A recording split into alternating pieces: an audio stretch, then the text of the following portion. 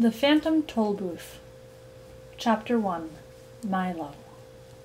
There was once a boy named Milo who didn't know what to do with himself. Not just sometimes, but always.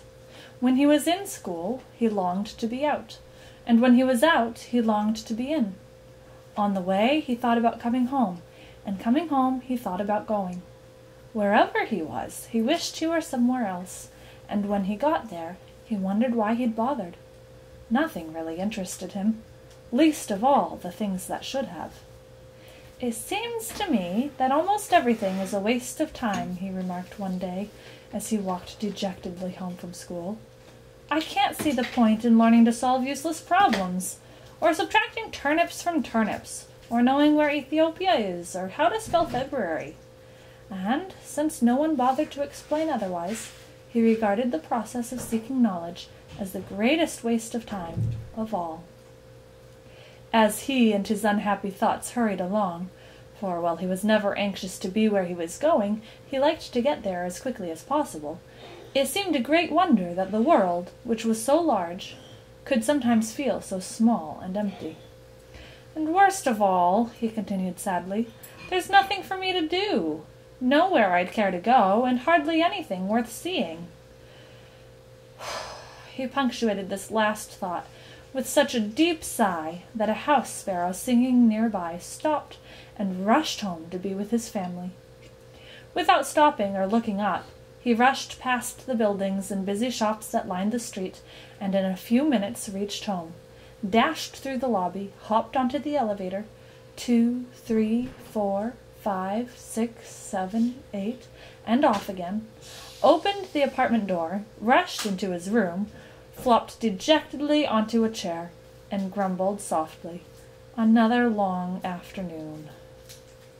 He looked glumly at all the things he owned, the books that were too much trouble to read, the tools he'd never learned to use, the small electric automobile he hadn't driven in months, or was it years, and the hundreds of other games and toys, and bats and balls and bits and pieces scattered around him.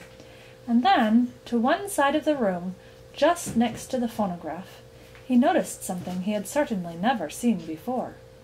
Who could possibly have left such an enormous package, and such a strange one? For, while it was not quite square, it was definitely not round, and for its size, it was larger than almost any other big package of smaller dimension that he'd ever seen. Attached to one side was a bright blue envelope, which said simply, "For Milo, who has plenty of time." Of course, if you've ever gotten a surprise package, you can imagine how puzzled and excited Milo was, and if you've never gotten one, pay close attention, because someday you might. "I don't think it's my birthday," he puzzled, "and Christmas must be months away, and I haven't been outstandingly good, or even good at all." He had to admit this even to himself. "Most probably I won't like it anyway, but since I don't know where it came from, I can't possibly send it back." He thought about it for quite a while, and then opened the envelope, but just to be polite. "One genuine turnpike toll booth," it stated, and then it went on. "Easily assembled at home, and for use by those who have never traveled in lands beyond." "Beyond what?" thought Milo, as he continued to read. "This package contains the following items. One genuine turnpike toll booth, to be erected according to directions. 3 precautionary signs to be used in a precautionary fashion.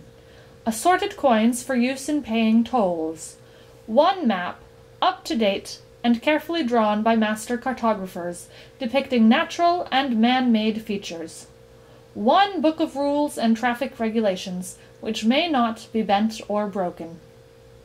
And in smaller letters at the bottom it concluded, "Results are not guaranteed, but if not perfectly satisfied, your wasted time will be refunded." Following the instructions, which told him to cut here, lift there, and fold back all around, he soon had the toll booth unpacked and set up on its stand. He fitted the windows in place and attached the roof, which extended out on both sides and fastened on the coin box. It was very much like the toll booths he'd seen many times on family trips, except, of course, it was much smaller and purple. "What a strange present," he thought to himself. "The least they could have done was to send a highway with it, for it's terribly impractical without one." But since, at the time, there was nothing else he wanted to play with, he set up the 3 signs. "Slow down approaching Tollbooth. Please have your fare ready. Have your destination in mind," and slowly unfolded the map. As the announcement stated, it was a beautiful map, in many colors, showing principal roads, rivers and seas, towns and cities, mountains and valleys, intersections and detours, and sites of outstanding interest, both beautiful and historic. The only trouble was that Milo had never heard of any of the places it indicated, and even the names sounded most peculiar. "I don't think there really is such a country," he concluded, after studying it carefully. "Well, it doesn't matter, anyway." And he closed his eyes and poked a finger at the map. "Dictionopolis," read Milo slowly, when he saw what his finger had chosen. "Oh, well, I might as well go there as anywhere." He walked across the room and dusted the car off carefully. Then, taking the map and rule-book with him, he hopped in and, for lack of anything better to do, drove slowly up to the toll-booth. As he deposited his coin and rolled past, he remarked wistfully, "I do hope this is an interesting game. Otherwise the afternoon will be so terribly dull."